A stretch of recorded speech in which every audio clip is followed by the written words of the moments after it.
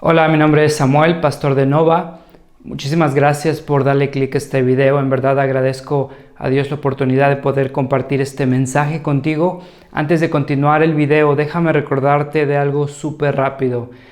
Ponemos estos videos para ser de bendición para la iglesia. Nuestra esperanza es ver el Evangelio arraigado en Latinoamérica y la gracia incondicional y transformadora de Cristo siendo real de una forma palpable en nuestra sociedad. Te recordamos que este video no sustituye tu compromiso ni tu presencia en tu iglesia local.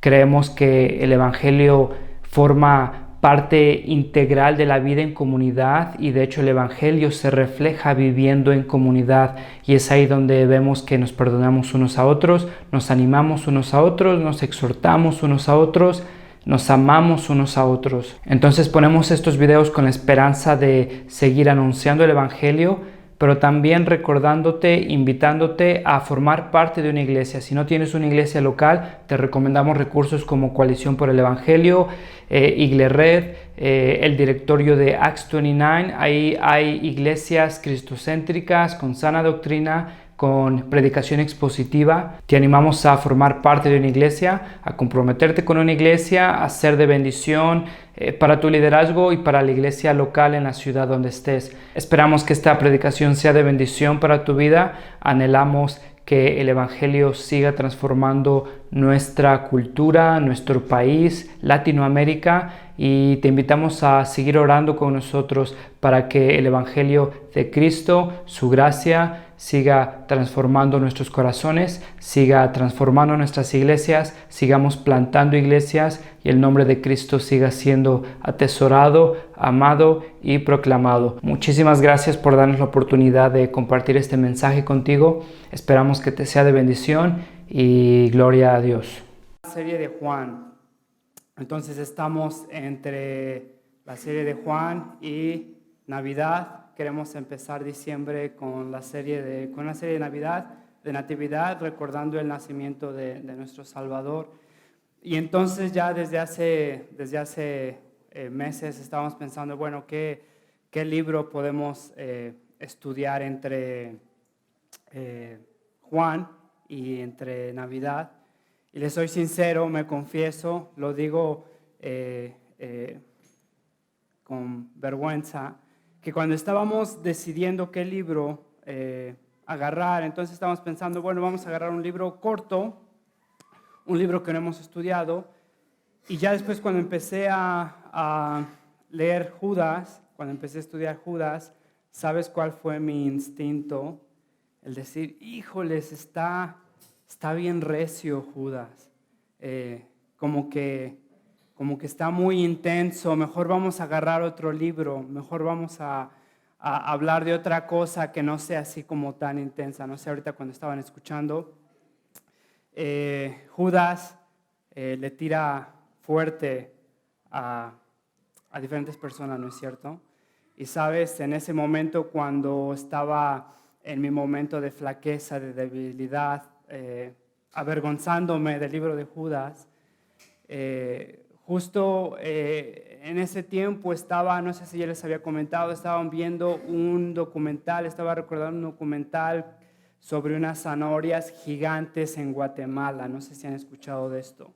Y es a partir del ministerio de Cash Luna. No sé si los que conocen a Cash Luna, es un predicador bastante conocido, un predicador que predica abundancia, que predica prosperidad para los cristianos, que como el cristiano es heredero del reino, entonces el cristiano tiene el derecho a clamar abundancia, prosperidad, a arrebatar promesas. Y entonces, en medio de una investigación de fertilizantes que están prohibidos, en medio de esa investigación ahí en Guatemala surge el ministerio, hay la influencia tal vez de Cash Luna, donde hay una población que está teniendo zanahorias gigantes, o sea, zanahorias abnormalmente grandes, demasiado grandes. Pero entonces la cuestión de este documental es que está esta investigación de fertilizantes prohibidos que son nocivos para la salud, y está la promesa de Cash Luna para los que ofrendan abundantemente, tendrán cosechas abundantes, tendrán prosperidad. Y entonces el documental está ahí narrando la situación de esta gente, de este poblado que es bastante necesitado, con sus zanahorias gigantes y con su fe apasionada hacia las promesas de Cash Luna. Cash Luna se sigue enriqueciendo, este poblado, esta iglesia se sigue empobreciendo. Y este tipo de cosas me animó a darme cuenta que este tipo de libros son bastante necesarios para nosotros. No sé si han escuchado este mes en Jalapa, no estoy hablando de Guatemala, estoy hablando de Jalapa, una iglesia acaba de llegar. Y esta iglesia no sé si vino de Sudamérica, de Estados Unidos, no sé, pero se llama Hospital Hills Church, o no sé, como el hospital de sanación, la iglesia hospital de sanación. Y entonces lo bastante interesante es que llegaron y empezaron a, no sé, a rentar salones de hoteles. No son baratos, entonces empezaron ahí a rentarlos. Y sabes qué? Que la gente llegaba así súper aferrada a esta iglesia. Acaba de llegar y sus reuniones estaban repletas. Una iglesia a duras penas va levantando, no sé, tal vez después de los 5 años, si bien le va. Y esta iglesia increíblemente llega menos de un mes y la gente estaba ahí esperando al ministerio de este que se hace llamar profeta. Y esta es la situación que vivimos en Jalapa. Es este tipo de situaciones que nos animan, que nos dan seguridad y nos alientan al reconocer que este tipo de cartas son necesarias para la iglesia, y es el contexto en el cual Judas está desenvolviendo. Hay iglesias con desorden en su liderazgo. Hay iglesias que dejan pasar el pecado que no debería de ser excusable, que no debería de ser escondido. Hay liderazgo descalificado que debería de ser descalificado ya desde hace mucho tiempo. Sin embargo, la iglesia, por su idea errónea de lo que es santidad, de lo que es iglesia, de lo que es el evangelio, de lo que es gracia, solapa muchísimas cosas, y es precisamente el contexto de Judas. Y entonces Judas está escribiendo en un contexto donde hay personas que están transgiversando, que están torciendo el evangelio. Y quiero que vayas conmigo ahí al versículo 1. Fíjate cómo empieza. Dice: Judas, siervo de Jesucristo y hermano de Jacob. ¿Judas quién? ¿Quién es Judas? Sabemos que uno de los 12 discípulos se llamaba Judas, y este discípulo era hijo de Jacob. Ahora podríamos decir, bueno, este Judas es el discípulo de Jesús, uno de los 12. Pero fíjate cómo se presenta este Judas. Dice hermano de Jacob. Ahora ahí no hay lugar para confundirte.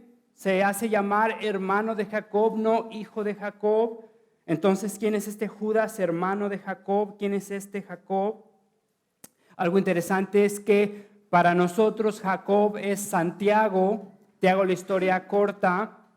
Cuando la Biblia se traduce del griego al latín, Jacobo llega a ser Santiago. En latín era San Jacobos, después una abreviación es Jancabo. No me preguntes por qué, es como por qué a los Jesús les decimos Chuis, no lo entiendo, pero de San Jacobos llegó a ser San Jacabo, y después de ahí llegó a ser Santiago. Nosotros, nuestra traducción en nuestra Biblia tenemos Santiago, pero Santiago es Jacobo. Entonces, cuando dice que es Judas, hermano de Jacobo, nuestras Biblias, si tienes la Reina Valera 60, otras Biblias, tal vez la Biblia del Oso, llegan a aparecer ahí Judas, hermano de Santiago. Ahora, ¿quién es este Santiago? Vemos este Santiago que es prominente ya en Hechos 17, en el Concilio de Jerusalén. Ese Santiago llega a ser uno de los líderes de la iglesia primitiva. Es interesante cómo Judas se presenta como hermano de Jacobo. Usualmente no llegas a presentarte como hermano de alguien, solo que este alguien tenga algún peso específico, pero sabemos que Santiago tiene ese peso, es influyente, llega a tener una posición prominente ya en Hechos 17. Fíjate, ve conmigo a Marcos capítulo 6, versículo 3. Están ahí los fariseos, ven a Jesús y fíjate cómo lo identifican. ¿No es acaso el carpintero, el hijo de María y hermano de Jacobo, hermano de Santiago? Están hablando de Jesús, hijo de María y hermano de Santiago, de José y de Judas y de Simón. ¿No están sus hermanas aquí con nosotros? Entonces, esta explicación es para que te des cuenta que Judas es hermano de el Santiago que conocemos, y este Santiago que conocemos es hermano de Jesús. Judas es hermano de Jesús, es hermano de Santiago, es hermano de Jesús. Ahora, date cuenta de esto, que Jesús durante su ministerio, ¿te acuerdas que es rechazado por sus hermanos? Sus hermanos se avergüenzan de él. ¿No te acuerdas un día que Jesús estaba ahí predicando y entonces sus hermanos y María lo mandan a traer porque dicen está fuera de sí? Y entonces Jesús se voltea y les dice, ¿quién es mi padre? ¿Quién es mi madre? Sino los que hacen la voluntad de Dios. Sus hermanos están avergonzados de Jesús, no entienden quién es Jesús. Y en el versículo 1 ha pasado algo radicalmente opuesto en la vida de este Judas. Ahora fíjate cómo se identifica. Judas, siervo de Jesucristo y hermano de Jacobo. Jesucristo es un título mesiánico, es un título divino. Date cuenta la identidad que está teniendo este Judas. No dice Judas, hermano de Chuy. No dice Judas, hermano del Jesucito. Dice Judas, hermano de Jesucristo. Judas, siervo de Jesucristo y hermano de Jacob. Es la misma identificación, la misma descripción que tiene Santiago en el versículo 1 del capítulo 1. Santiago, siervo de Jesucristo. ¿Te das cuenta de la identidad, del cambio de identidad que tienen estas personas? Cuando dice siervo de Jesucristo, literalmente es esclavo, doulos. Entonces, es esa idea, es cuando te cae el 20 que estás a servicio de tu Salvador, que tu tiempo ya no te pertenece, tus recursos ya no te pertenecen, tu vida ya no te pertenece, absolutamente nada de lo que antes tú considerabas como tuyo te pertenece y ahora llegas a Jesucristo como Señor, como Salvador y entonces te llamas siervo, esclavo de Jesucristo. Ve conmigo estos versículos para que te des cuenta cómo es que el cristiano se identifica. La epístola de Tito, capítulo 1, versículo 1. Fíjate, dice Pablo, siervo de Dios, doulos, esclavo de Dios y apóstol de Jesucristo. Romanos capítulo 1, versículo 1, Pablo, siervo de Cristo Jesús, llamado a ser apóstol, siervo de Cristo Jesús. Filipenses capítulo 1, versículo 1, Pablo y Timoteo, siervos, esclavos de Cristo Jesús. Santiago capítulo 1, versículo 1, Santiago, siervo de Dios y del Señor Jesucristo. Segunda de Pedro capítulo 1, versículo 1, Simón Pedro, siervo y apóstol de Jesucristo. Judas se presenta como Judas, siervo de Jesucristo y hermano de Jacob. Date cuenta que Judas vivió con Jesucristo. Judas compartió la casa con Jesucristo. Judas se sentó a comer por varios años con Cristo. Aún así, Judas rechazó a Cristo cuando Cristo estaba en su ministerio. Si alguien pudo ver la congruencia entre lo que Jesucristo predicaba y cómo Cristo vivía, era Judas, era Santiago. Sin embargo, ninguno de ellos durante el ministerio de Jesús, durante la vida de Jesús, aceptó a Cristo como el Salvador. ¿Te das cuenta? Este tipo de versículos me daban mucho consuelo cuando yo luchaba con la salvación de mi familia y luchaba en entender cómo es que yo le predicaba el mismo mensaje a mi familia, el mismo mensaje que le predicaba a mis amigos. Algunos amigos creían y mi familia seguía sin creer. Y es que la soberanía de Dios es la gracia de Dios quebrantando nuestros corazones a su tiempo y a su manera. Y entonces Judas, después de la resurrección de Jesucristo, llega a entender quién es Cristo. Santiago, después de la resurrección de Cristo, llega a entender Entonces, en este momento, la identidad de Judas es transformada.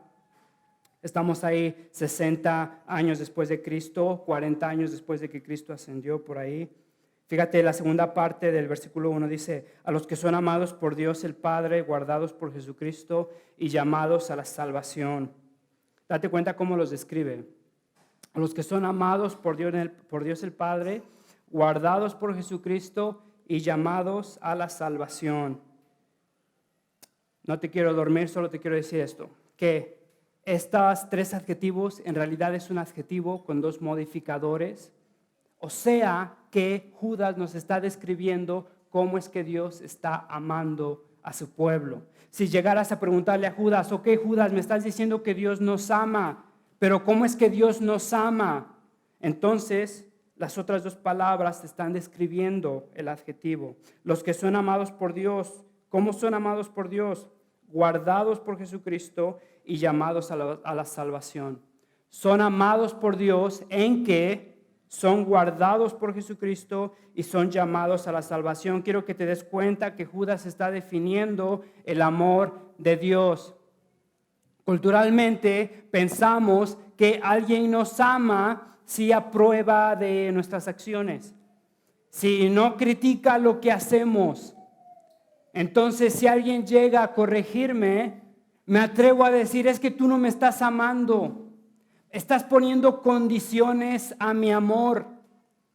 No estás siendo amoroso, eso no es gracia. Fíjate que Judas está definiendo específicamente cómo es que Dios nos está amando. Si llegas a preguntarte, oye, Dios me ama, ¿cómo es que Dios me ama? Judas te está diciendo, porque si estás en Cristo eres guardado por Jesucristo y eres llamado a la salvación. Ahora fíjate que Judas está definiendo el amor, cómo es que Dios nos ama. Y entonces cuando dice guardados por Jesucristo, tiene dos significados. Somos guardados por Jesucristo, o sea que Cristo nos está guardando, literalmente es proteger, resguardar, vigilar detenidamente. Cristo nos está protegiendo detenidamente. Cristo nos está cuidando de una forma prolongada. Cristo nos está protegiendo, Cristo nos está viendo, Cristo nos está cuidando, nos está proveyendo. También tiene el sentido que somos guardados para Jesucristo. O sea que somos santificados, somos apartados, somos presentados delante de Cristo y es entonces Cristo quien nos salva, nos rescata, nos redime y nos presenta delante de sí mismo. ¿Te acuerdas de lo que vemos en Apocalipsis? Nos presenta para su gloria como esta novia sin mancha. Entonces Jesucristo nos ama y porque nos ama, nos protege. Y porque nos protege, nos llama. Es el llamado efectivo, es el llamado divino.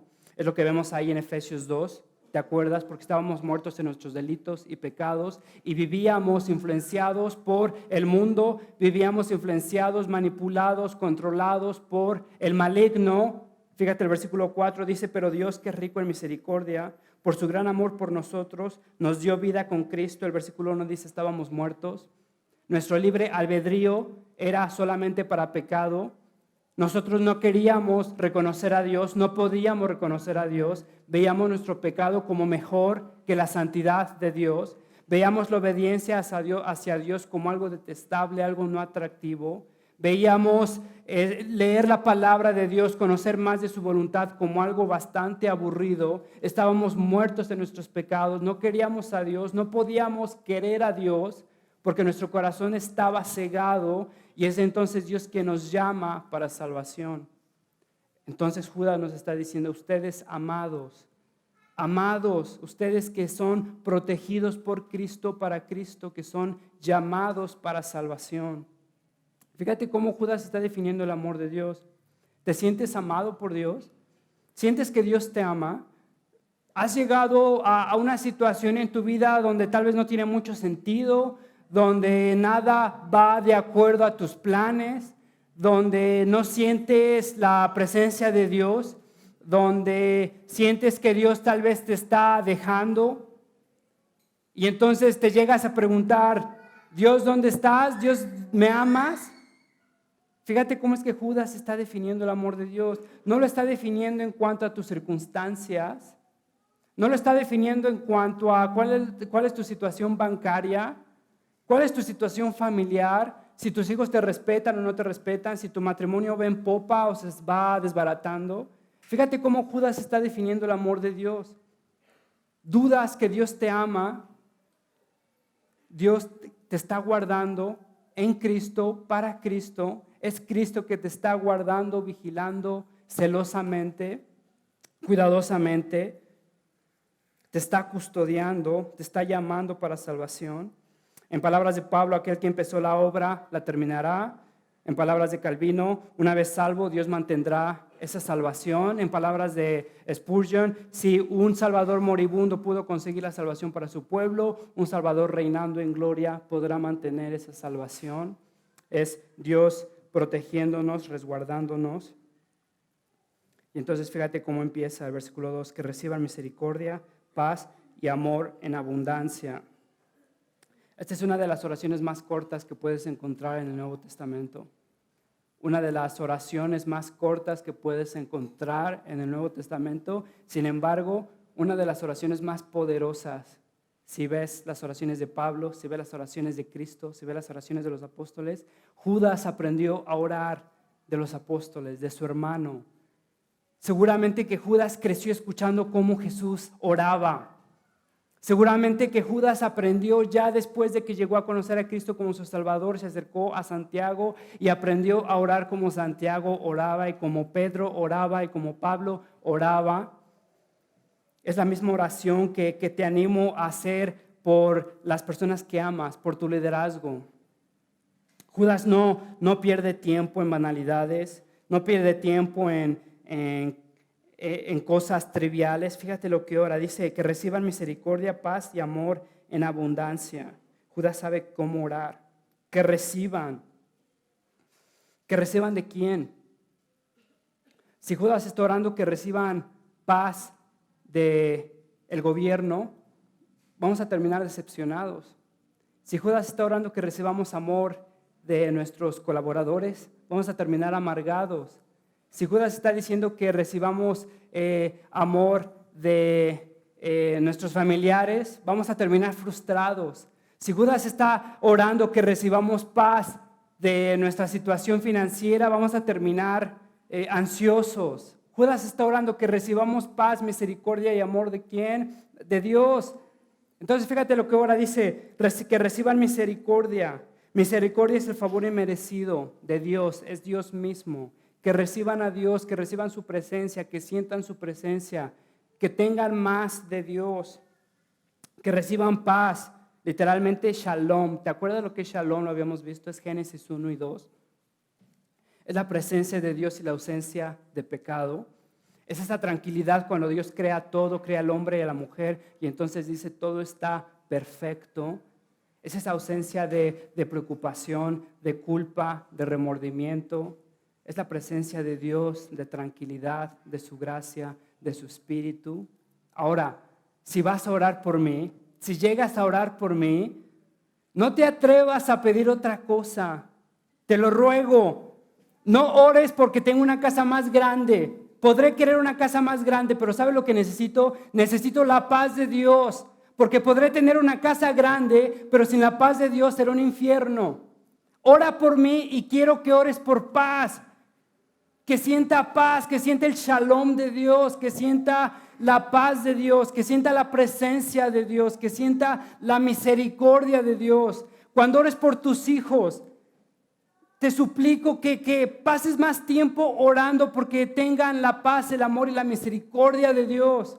Aunque tengan un mejor trabajo, aunque tengan una casa grande, aunque sus hijos estén sanos, te aseguro que si no tienen la paz de Dios, que si no tienen la misericordia de Dios, que si no tienen el amor de Dios, tendrán una buena casa, tendrán hijos sanos, pero lo que tienen últimamente no les dará lo que solo Dios les puede dar. Fíjate cómo Judas está orando. Que reciban misericordia, paz y amor en abundancia. Ahora, cuando dice que reciban amor en abundancia, no está orando que sean amados por Dios. Le está hablando al pueblo de Dios, a las personas que Dios ha comprado con su sangre, entonces ya son amadas.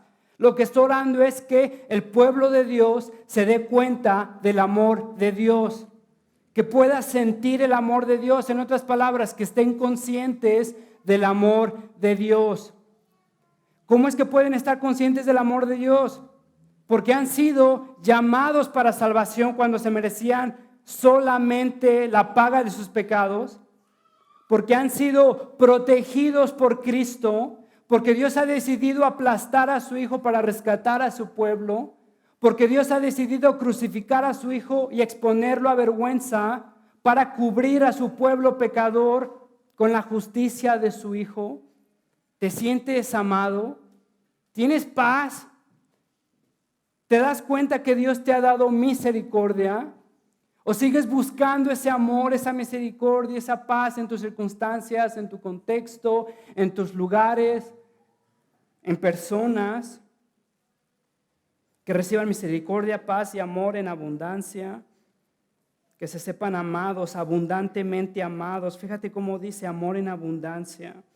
Ha sido amado abundantemente, ha sido perdonado abundantemente, ha sido reconciliado grandemente. Cristo ha sido expuesto a vergüenza grandemente. Cristo se merecía el honor superlativamente. Tú te merecías el infierno merecidamente y sin embargo, fíjate lo que está orando, que reciban amor en abundancia, que se den cuenta que Dios los ha amado en Cristo. Hay un himno que ha sido atesorado por la iglesia desde hace mucho tiempo. El profundo amor de Cristo es inmenso, sin igual. Cual océano sus ondas en mí fluyen gran caudal. Me rodea y protege la corriente de su amor, siempre guiando, impulsando hacia el celestial hogar. El profundo amor de Cristo digno es del oro y pres. Cuánto ama, siempre ama, nunca cambia, puro es. Cuánto ama a los suyos, por salvarlos Él murió. Intercede en el cielo por aquellos que compró, los protege, los cuida. Y entonces es este Judas que se identifica como siervo de Jesucristo, es este Judas que ha sido amado abundantemente por Jesucristo, es este Judas transformado, es este Judas redimido que ahora es celoso por la gloria de Jesucristo. Y entonces en este contexto es cuando Judas empieza a escribir. En el versículo 3, queridos hermanos, he deseado intensamente escribirles acerca de la salvación que tenemos en común. Y ahora siento la necesidad de hacerlo para rogarles que sigan luchando vigorosamente por la fe encomendada una vez y por todas a los santos. Date cuenta que Judas quería escribirles acerca de la esperanza que tenían en común, el evangelio. En otras palabras, Dios los ha amado en Jesucristo. Pero fíjate cómo dice: he deseado intensamente escribirles acerca de esto. Y ahora, pero es consecutivo, ahora siento la necesidad de hacerlo para rogarles que sigan luchando vigorosamente. Les quería escribir de esto, pero me es necesario escribirles de esto. Que luchen vigorosamente. El versículo 4, el problema es que se han infiltrado entre ustedes ciertos individuos que desde hace mucho tiempo han estado señalados para la condenación. Son impíos que cambian en libertinaje la gracia de nuestro Dios y niegan a Jesucristo, nuestro único y soberano y Señor. Has escuchado, pero hay que enfocarnos en gracia. Hay que enfocarnos en amor. Dios es amor. Hay que enfocarnos en el perdón de Dios. Judas está diciendo, les quería escribir sobre la esperanza que tenemos en común, sobre el amor que tenemos en común, sobre la gracia que nos ha dado Dios.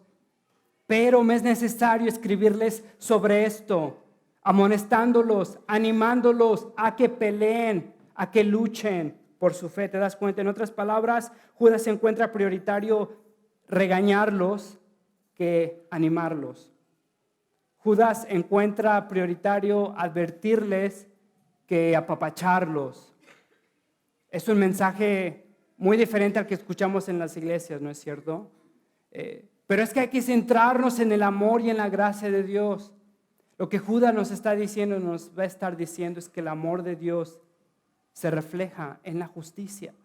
Y entonces fíjate cómo empieza a describir esto. Dice, se han infiltrado, literalmente se han arrastrado. Es el término que se utiliza cuando una culebra se adentra sigilosamente hacia un lugar.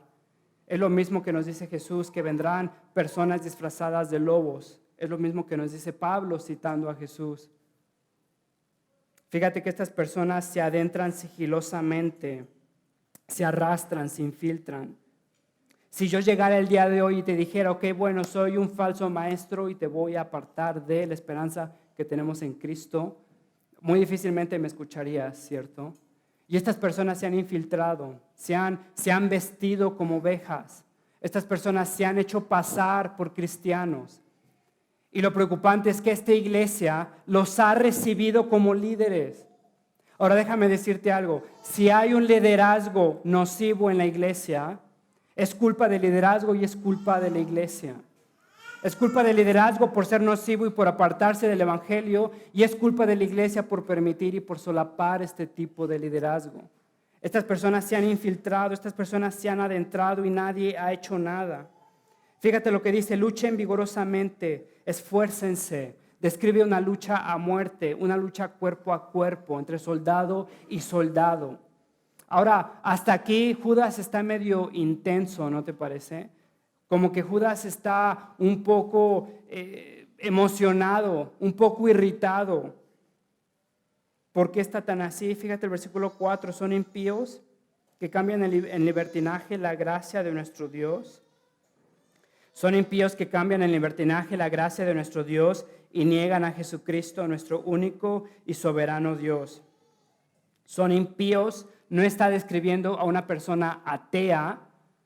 Una persona atea o que no conoce a Dios se va a comportar como una persona que no conoce a Dios. Y es bastante, pues obvio, es de esperarse.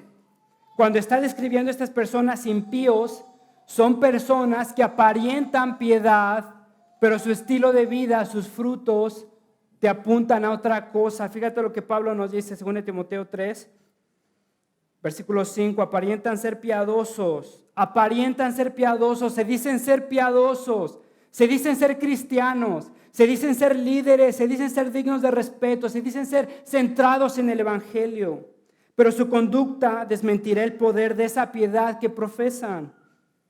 Con esta gente ni te metas. Así son los que van de casa en casa cautivando a mujeres débiles cargadas de pecados que se dejan llevar de toda clase de pasiones. Estas personas son impías, se llaman ser piadosos, pero su conducta niega esa piedad o ese poder de piedad que dicen predicar. Y entonces el problema teológicamente, no sé si lo has escuchado, es antinomianismo. No sé si has escuchado esta palabra, antinomianismo. Es el error teológico. Es un énfasis incorrecto en la gracia de Dios por encima de la justicia de Dios. Y entonces, si Dios es gracia y si Dios es amor, ¿tú qué tienes que decirme a mí de cómo yo estoy viviendo mi vida? Sí, Dios me perdona. ¿Tú qué tienes que venir a mí y decirme que lo que estoy haciendo es incorrecto si últimamente yo le doy cuentas a Dios?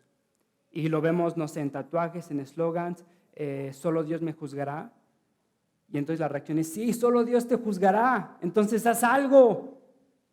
Pero fíjate que es esta idea, es este énfasis desequilibrado, erróneo, donde nos enfocamos en el amor de Dios y nos olvidamos de la justicia de Dios. Y este es el problema que está permeando a la iglesia donde estaba escribiendo Judas. Entonces, si Dios es amor, puedo vivir como sea. Sí puedo tener mis tropiecillos, pero pues Dios me perdonará porque ese es su trabajo. Es este tipo de iglesia donde desconoce la disciplina en la iglesia, donde la disciplina en la iglesia es algo bastante raro.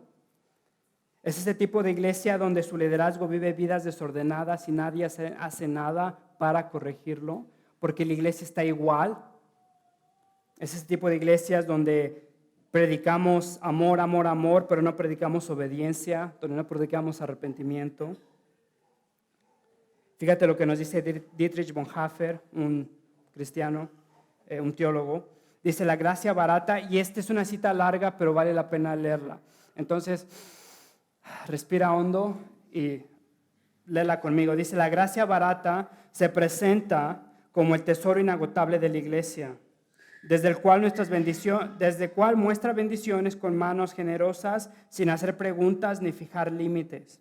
Gracias sin precio, gracias sin costo. Otorga el perdón sin preguntas, sin fijar límites, sin disciplina. En esencia, suponemos que porque nuestro pecado ya ha sido pagado, todo se puede obtener por nada. Como el costo era infinito, el costo de nuestros pecados, las posibilidades de usarlo y gastarlo son infinitas. Y si Cristo ya pagó por nuestros pecados, la gracia barata es la predicación del perdón sin arrepentimiento, el bautismo sin disciplina eclesiástica. Ah, qué padre, recibiste a Cristo, bueno, nos vamos a bautizar ahorita mismo, ya, órale, sale. No hay membresía, no hay disciplina, no hay obediencia, no hay arrepentimiento. La gracia barata es la predicación del perdón sin arrepentimiento, el bautismo sin disciplina eclesiástica, la comunión sin confesión, la absolución del pecado sin confesión. Gracia barata es gracia sin discipulado, gracia sin la cruz de Cristo, vivo y encarnado. Judas está escribiendo a esta iglesia que se habían olvidado del evangelio y estaban viviendo vidas donde estaban dejando pasar el pecado que jamás debió de haber sido aceptado dentro de la iglesia. Y entonces es esta idea que Dios no juzga el pecado. Es esta idea que porque Dios me perdonó, no hace falta la disciplina ni hace falta un arrepentimiento público. Y entonces fíjate que ya a partir de, vamos a terminar la prédica explicando cómo es que Judas hace el caso que en efecto Dios castiga al pecador. Y va a ponernos diferentes ejemplos del Antiguo Testamento. Y vamos a terminar últimamente con la cruz de Cristo, cómo es que Dios no deja pasar el pecado. Fíjate en el versículo 12 cómo lo describe. Dice que son un peligro oculto, buscan su propio provecho.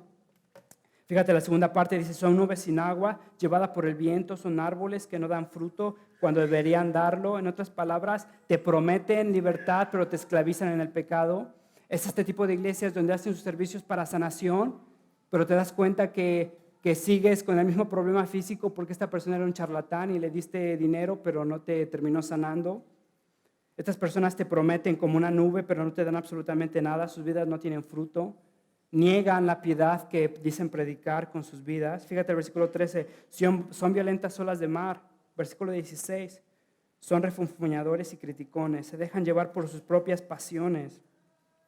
Versículo 8 dice, de la misma manera estos individuos, llevados por sus delirios, contaminan su cuerpo, desprecian la autoridad y maldicen a los seres celestiales. Fíjate lo que Judas dice ahí en el versículo 9. Ni siquiera el arcángel Miguel, cuando argumentaba con el diablo, disputando del cuerpo de Moisés, se atrevió a pronunciar contra él un juicio de maldición.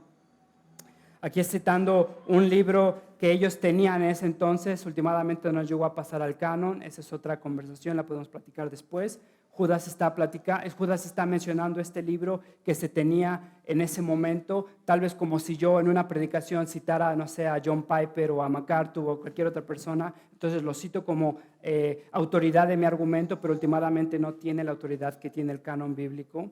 Entonces este libro es el libro de Enoch. Judas está hablando de este evento, pero fíjate lo que dice. De la misma manera estos individuos llevados por sus delirios contaminan su cuerpo, desprecian la autoridad y maldicen a los seres celestiales. Ni siquiera el arcángel Miguel, cuando argumentaba con el diablo, se atrevió a pronunciar contra él un juicio de maldición. Fíjate que estas personas se sienten con la autoridad de reprender. ¿Has escuchado oraciones que reprenden? Demonios, enfermedades, pobreza, infortunios. ¿Has escuchado de predicaciones que reprenden, de oraciones que reprenden? Y lo interesante es esto, que estas personas piensan que tienen la autoridad sobre un reino espiritual para reprender cuando ni siquiera pueden controlar sus propias pasiones. Estas personas viven vidas disolutas, desordenadas, pero se sienten con la autoridad de atar y desatar, de arrebatar promesas, de reprender estos demonios, de reprender pobreza, pero no pueden reprender el pecado en su corazón. No pueden reprender este descontrol de sus pasiones en sus vidas. Ni siquiera el arcángel Miguel se atrevió a pronunciar algo, pero estas personas se meten en lo que ni siquiera entienden. Maldicen todo lo que no entienden y como animales irracionales, lo que entienden, sus instintos naturales, lo que entienden por instinto es precisamente lo que los corrompe. Y entonces fíjate cómo es que Judas hace el caso de que sí, Jesús castiga el pecado. El versículo 6 hace referencia a los ángeles que se rebelaron. Dice que ahorita están en la oscuridad, uno de ellos Satanás. En el versículo 7, Sodoma y Gomorra, ¿te acuerdas? Sodoma y Gomorra, que últimamente eran descendientes de Adán, que últimamente tenían el conocimiento de Dios, que últimamente rechazaron a Dios, se volcaron a sus pasiones, querían violar a estos ángeles. Sodoma y Gomorra fueron castigados. El versículo 7 nos lo dice. El versículo 11, hay de los que siguieron el camino de Caín. ¿Te acuerdas? Caín hace una ofrenda sin fe. Es que quiero hablar rápido, es que se me está acabando el tiempo. Caín hace una ofrenda sin fe, termina siendo castigado, ¿te acuerdas? Es sacado, es marcado, es condenado a tener una vida de vagabundo. Hay a los que siguieron el camino de Caín, hay de aquellos que ofrendan sin fe, hay de aquellos que tratan de engañar a Dios. Por ganar dinero se entregaron al error de Balaam. ¿Te acuerdas de Balaam? Esta persona que se vendió como profeta, esta persona que profetizaba bien, que profetizaba salud, prosperidad, aquel que le diera más dinero. Esta persona que por tener una multitud en su iglesia es capaz de profetizar lo que Dios no le dijo. Y Dios te bendecirá y no te preocupes porque serás sanado, porque te irá bien. Oye, pero es que esto es consecuencia de mi pecado. No te preocupes, que Dios es amor, que Dios es gracia. Y si eres un hijo de Dios, te mereces el reino de Dios. Y si te mereces el reino de Dios, entonces eres un heredero de las riquezas de Dios. Estas personas se han vendido como profetas, como predicadores. Estas personas han diluido el mensaje con tal de amasar gente. Estas personas se han interesado en crear una plataforma más que exaltar a Cristo. Por ganar dinero se han entregado al error de Balaam. Fíjate, y perecieron en la rebelión de Coré. ¿Te acuerdas de Coré? Esta persona ahí en el Éxodo que se atrevió a ofrecer fuego extraño. ¿Te acuerdas de el final de Coré? Fue extinguido por ese fuego. Que se atrevió a ofrecer algo que Dios no había prescrito. Date cuenta que incluso en la oración Dios tiene un orden, que Dios tiene una forma de ser adorado, que podrás ser muy apasionado, que podrás tener muy buenas intenciones, pero si no es conforme a la Biblia, dice, perecieron en la rebelión de Coré. Todas estas personas fueron castigadas. El versículo 14 también Enoc, el último patriarca a partir de Adán, profetizó acerca de ellos. Miren, el Señor viene con millares y millares de sus ángeles para someterlos a juicio a todos y para reprender a todos los pecadores impíos por todas las malas obras que han cometido y por todas las injurias que han proferido contra Él. Entonces, para terminar, déjame decirte que el libro de Judas es acerca de contender, de pelear por nuestra fe. En esta prédica lo dividimos en dos. En esta prédica estamos viendo que pelear por tu fe es tener la doctrina correcta. Que una ortodoxia te lleva a una ortopraxis. Que una doctrina correcta te lleva a una vida cristiana correcta.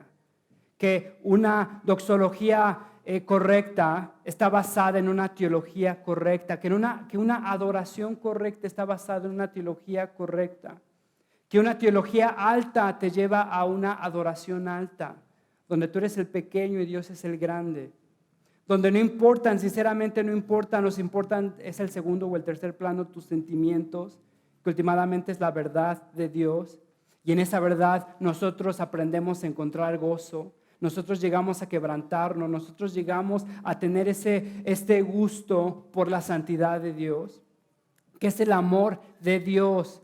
Es precisamente el amor de Dios el que procura nuestra santidad. Y es ese amor de Dios quien nos va quebrantando para lograr esa santidad. Y entonces Dios, que desde el principio ha castigado el pecado impenitente, que últimamente lo ha castigado en la cruz de Cristo, para lograr la santidad de su pueblo, es ese Dios que nos mueve a arrepentimiento. Es ese Dios que nos mueve a atesorar la cruz de Cristo, la santidad de Jesús, la santidad de Dios en su pueblo. Y entonces fíjate, déjame terminar con este versículo, Hebreos 10, versículo 29. ¿Cuánto mayor castigo piensan ustedes que merece aquel que ha pisoteado al Hijo de Dios, que ha profanado la sangre del pacto con la cual ha sido santificado y que ha insultado al Espíritu de gracia? ¿Cuánto mayor castigo piensan ustedes que merece aquel que ha pisoteado al Hijo de Dios? Y es Dios velando, procurando la santidad en su pueblo. Y para eso decidió aplastar a su Hijo, para vestirlos con la justicia que no tenían. Y entonces el pueblo de Dios, si en verdad ha sido regenerado, lavado, se acerca a la cruz de Cristo para buscar esa paz. En arrepentimiento, sabemos que no podemos buscar esa justicia por nosotros mismos, lo sabemos. Sin embargo, es ese camino constante de arrepentimiento. Es ese camino constante de crecimiento. Y entonces decimos, ¿se acuerdan? No somos lo que deberíamos de ser, pero gloria a Dios, no somos lo que antes éramos. Y entonces Judas está precisamente alentándonos, animándonos a contender por nuestra fe, a pelear por nuestra fe en estas secciones, teniendo la doctrina correcta, teniendo un evangelio que hable de la misericordia de Dios, que hable de la justicia de Dios, que hable del amor de Dios y que hable de su santidad. Y entonces nos está animando a que peleemos por nuestra fe, teniendo la doctrina correcta, teniendo la práctica correcta. Déjame terminar con el Evangelio, con la Cena del Señor. Que la Cena del Señor es precisamente el recordatorio de lo que Dios ha hecho por nosotros, en nosotros, a pesar de nosotros. Tan celoso es por su santidad que ha decidido crucificar a su Hijo para proveernos por esa santidad. Que es el pueblo de Dios verdaderamente redimido, que se duele verdaderamente, profundamente al desobedecer a Dios y buscamos en arrepentimiento caminar en su voluntad. Y entonces somos aquellos que nos acercamos como por dioseros una vez más a decirle a Dios que nos perdone, a confesar pecados si es necesario públicamente, a buscar reconciliación entre nosotros, a vivir como pueblo de Dios verdaderamente redimidos, verdaderamente transformados. Y entonces déjame terminar con este encargo a ti como iglesia. Estamos aprendiendo que Judas nos está animando a contender por nuestra fe, contender por el Evangelio. Ahora, déjame animarte, aquí es tu responsabilidad. Es tu responsabilidad velar por tu santidad. De lunes a sábado, es tu responsabilidad contender por tu fe, teniendo la doctrina correcta, teniendo la práctica correcta, viviendo en santidad. Y es tu responsabilidad como iglesia buscar esa santidad en el liderazgo. Es tu responsabilidad señalar si hay pecados en el liderazgo, si hay pecados públicos que los descalifican. Es tu responsabilidad amonestarlos como pueblo de Dios, buscar que ese liderazgo confiese si es una posición pública, si es un pecado público, que confiese públicamente, que se arrepienta públicamente. Y entonces la culpa de una iglesia desordenada es del liderazgo, es de la iglesia, de los miembros de la iglesia o la ausencia de miembros de la iglesia. Y entonces déjame animarte con el Evangelio de Jesucristo, que Dios ha pagado un alto precio por la santidad de su iglesia, un precio bastante alto. Entonces tú como iglesia debes de velar por esa santidad. Tú individualmente de lunes a sábado, de lunes a lunes, y tú como iglesia velar, orar, procurar esa santidad en el liderazgo.